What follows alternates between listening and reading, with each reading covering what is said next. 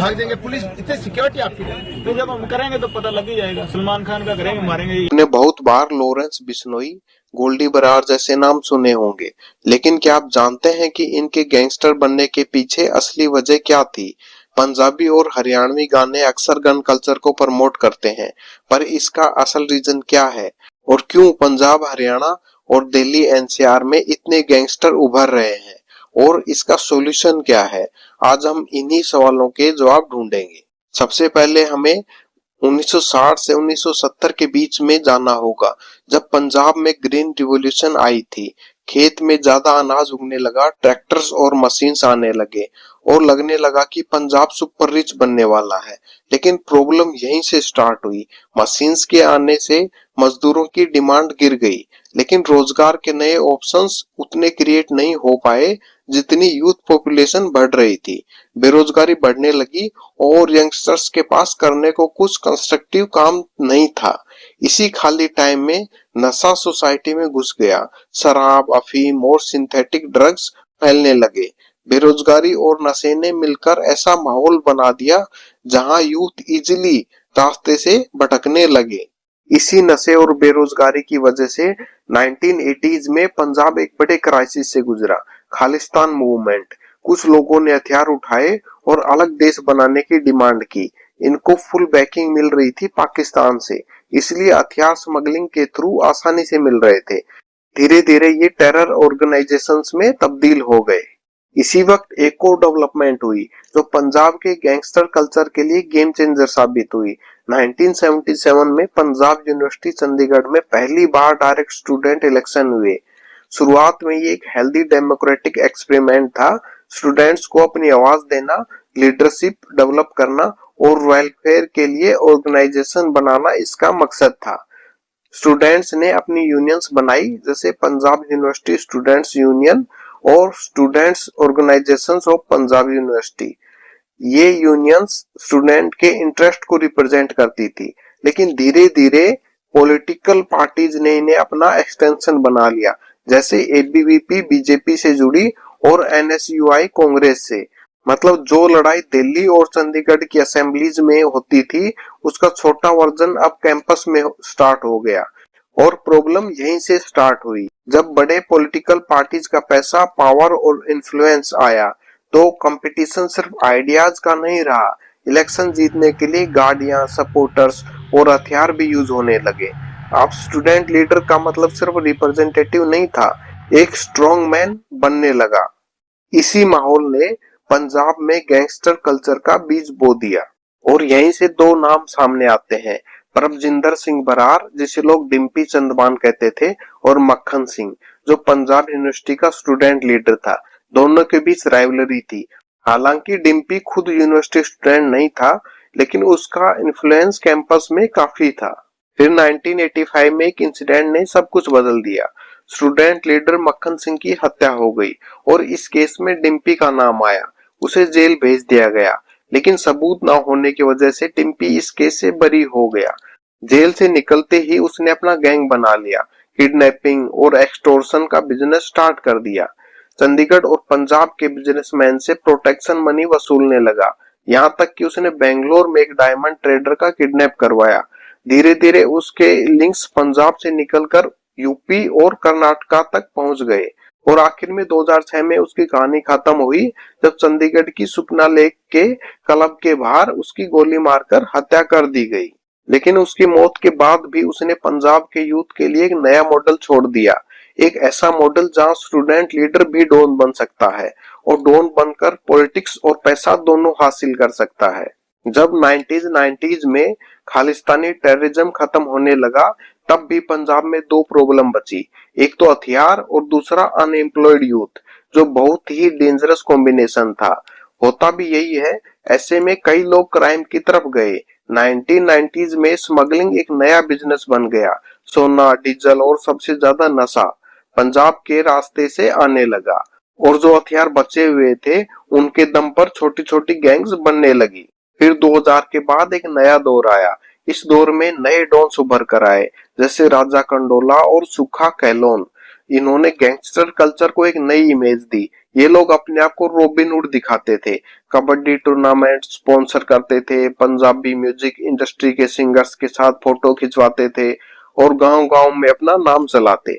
Public के सामने image बनती थी robin hood for the poor, लेकिन असली कहानी वही थी, एक्सटॉर्शन, किलिंग्स और स्मगलिंग। मीडिया और पंजाबी गानों ने भी इन्हें ग्लैमराइज कर दिया। गैंगस्टर अब एक यूथ आइकॉन बनने लगे।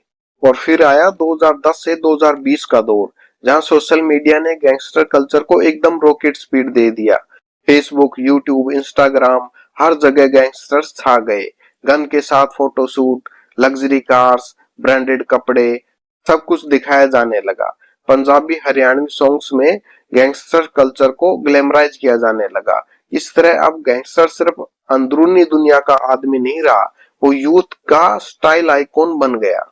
इनकी दोस्ती भी ओपन, इनकी दुश्मनी भी ओपन, सोशल मीडिया पे लाइव वीडियोस, रील्स, सब कुछ चल रहा था।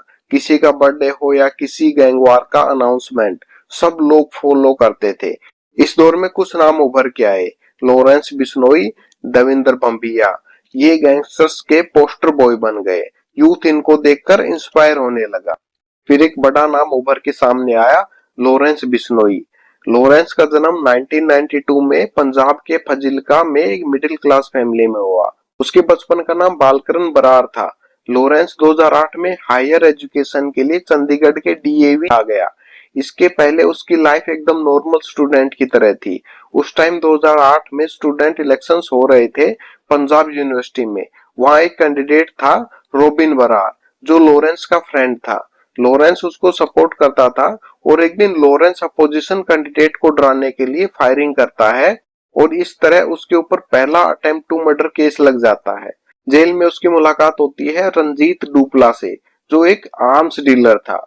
2 महीने जेल में रहकर वो निकलता है और कुछ दिन बाद जो कैंडिडेट इलेक्शंस जीता था उसके ऊपर गोली चलाता है और इस तरह दूसरा अटेम्प्ट टू मर्डर केस लग जाता है।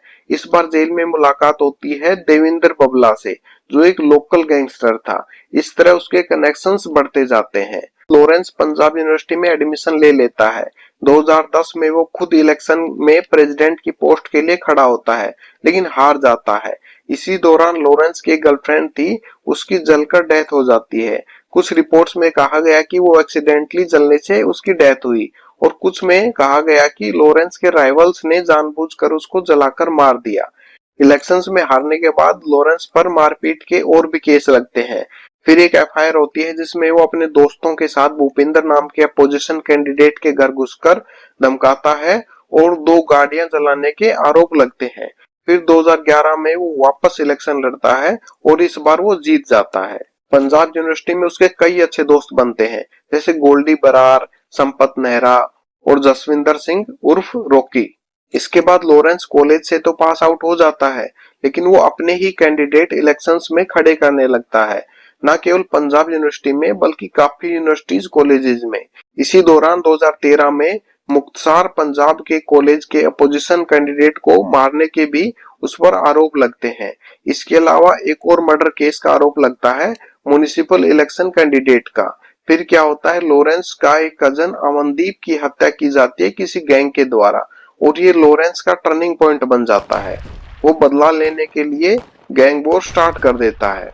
2014 में लॉरेंस को राजस्थान के चूरू से गिरफ्तार कर लिया जाता है जब वो सालासर बालाजी जा रहा था। फिर जनवरी 2015 में उसको रोपर जेल से अबोहर जेल ले जा रहे थे, तो रास्ते में जब वो एक ढाबे पर खाना खाने रुके तो उसके साथियों की हेल्प से वो वहां से भाग जाता है, लेकिन कुछ दिन बाद ही वो वापस पकड़ा जाता है और इसके बाद वो जेल के अंदर से ही अपना गैंग चलाने लगता है। लॉरेंस जिस बिश्नोई कम्युनिटी से है, वो कम्युनिटी राजस्थान, दिल्ली और पंजाब में फैली हुई है। ये कम्युनिटी नेचर से काफी प्यार करने वाली है और काला हिरण को ये लोग बहुत ही पवित्र मानते हैं। जैसा कि आप जानते हैं, सलमान खान जब अक्टूबर 1998 में हम साथ साथ हैं मूवी की शूटिंग कर रहे थे जोधपुर में, तो उनके ऊपर आरोप लगे एक ब्लैक बक को मारने के, इसलिए लॉरेंस ने सलमान को मारने की धमकी दी। भाग देंगे, पुलिस इतने सिक्योरिटी आपकी, तो जब हम करेंगे तो पता लग ही जाएगा। सलमान खान का करेंगे, मारेंगे ही जाएंगे, जोधपुर में मारेंगे तो पता लग जाएगा इनको। अभी तो मैंने कुछ किया ही नहीं, बिना मतलब कोई इन्वॉल्व कर। और फिर सिद्धू मूसेवाले का नाम आता है, जो पंजाबी म्यूजिक इंडस्ट्री के एक बड़ा सुपरस्टार था। गाने, स्टाइल, स्वैग हर जगह छा जाता था। लेकिन 29 मई 2022 को पंजाब के मनसा एरिया में दिन दहाड़े उसकी गोली मारकर हत्या कर दी गई। ये कोई इम्पल्सिव अटैक नहीं था, ये एक प्लान्ड मर्डर था। इन्वेस्टिगेशन में लॉरेंस बिश्नोई और गोल्डी बरार गैंग के ऊपर आरोप लगे और मोटिव पर्सनल रिवेंज बताया गया। रिपोर्ट्स के अकॉर्डिंग मूसेवाला के बॉडीगार्ड विनीत बरार पर लॉरेंस गैंग के एक मेंबर साल्फी के चाचा को मारने का केस था। साल्फी को अरेस्ट करने के बाद गैंग को लगा कि मूसेवाला ने उनकी इज्जत को चोट पहुंचाई है। इसके अलावा गोल्डी बरार ने वीडियो भेजकर बोला कि मूसेवाला ने उनकी डिसरिस्पेक्ट की थी और गैंग की इज्जत का सवाल था। कहा गया कि कनाडा से गोल्डी बरार और जेल में बैठकर लॉरेंस बिश्नोई ने प्लान बनाया। पंजाब, हरियाणा और राजस्थान के 20 से ज्यादा लोगों को भेजा गया और जब पंजाब सरकार ने मूसेवाला की सिक्योरिटी कम कर दी तब अटैक को अंजाम दिया गया। उस दिन मूसेवाला पर 30 से ज्यादा गोलियां चलाई गई। इस मर्डर ने पूरे देश ही नहीं दुनिया भर में हेडलाइंस बना दी। इन्वेस्टिगेशंस में पता चला कि गैंग्स के लिंक्स कनाडा, दुबई और पाकिस्तान तक हैं। मतलब पंजाब के गैंगस्टर कल्चर अब सिर्फ पंजाब तक सीमित नहीं रहा, ये एक ग्लोबल ऑर्गेनाइज्ड क्राइम नेटवर्क बन चुका था। अब क्वेश्चन है कि हम गैंगस्टर्स कल्चर में जाने से यंग बच्चों को कैसे रोक सकते हैं। गैंगस्टर कल्चर को कम या खत्म करने के लिए सबसे पहले रोजगार और स्किल डेवलपमेंट पर ध्यान देना जरूरी है, जिससे यूथ को ट्रेनिंग, स्टार्टअप लोन्स और एम्प्लॉयमेंट अपॉर्चुनिटीज मिल सके। साथ ही एजुकेशन और अवेयरनेस को भी बढ़ावा देना होगा। स्कूल्स और कॉलेजेस में काउंसलिंग, कैरियर गाइडेंस और क्राइम ग्लैमराइज करने वाले कंटेंट के खिलाफ कैंपेन्स चलाने चाहिए। ड्रग कंट्रोल और बॉर्डर मैनेजमेंट के लिए सर्विलेंस और इंटरनेशनल कोऑपरेशन जरूरी है। साथ ही ड्रग रिहैब और काउंसलिंग प्रोग्राम्स को बढ़ावा दिया जाना चाहिए।